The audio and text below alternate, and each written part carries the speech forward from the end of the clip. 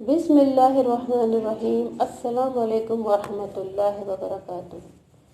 پیارے دوستو، امید کرتی ہوں کہ اللہ کے فضل و کرم سے آپ ٹھیک ہوں گے، خیر خیریت سے ہوں گے۔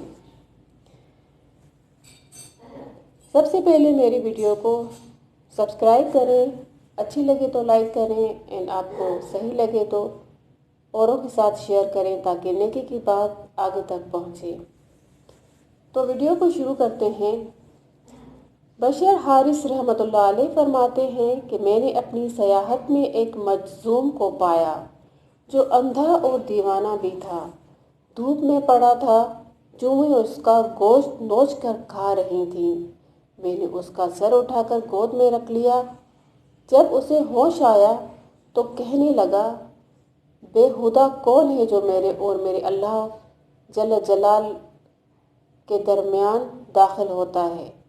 مجھے اللہ کے جلال اور عزت کی قسم، اگر اللہ تعالیٰ میرا جوڑ توڑ کر جدا کر دے تو بھی میری محبت اس کے ساتھ زیادہ ہی ہوتی جائے گی۔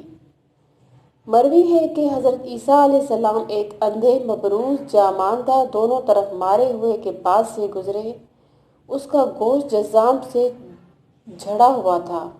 حضرت عیسیٰ علیہ السلام اس کے قریب ہوئے تو اس کو یہ کہتے ہوئے سنا، الحمدللہ الذی عافانی من ابتلا بہ کثیرا من خلقہ، یعنی شکر ہے اس اللہ کا جس نے مجھے ان آفتوں سے عافیت دی ہے جس میں بہت سے لوگوں کو مبتلا کیا ہے۔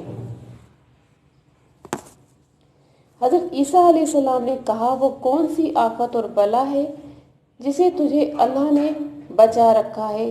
وہ کہنے لگا، اے حضور، اس نے مجھ سے جہالت کو روک رکھا ہے اور مجھے عرفان کا خلعت دیا ہے۔ حضرت عیسیٰ علیہ السلام نے کہا، بے شک تو نے سچ کہا ہے۔ اپنا ہاتھ بڑھا، اس نے بڑھا دیا۔ آپ نے اس کا ہاتھ پکڑا تو اس کی بیماری بالکل جاتی رہی، بس وہ خوبصورت اور جوان بن گیا۔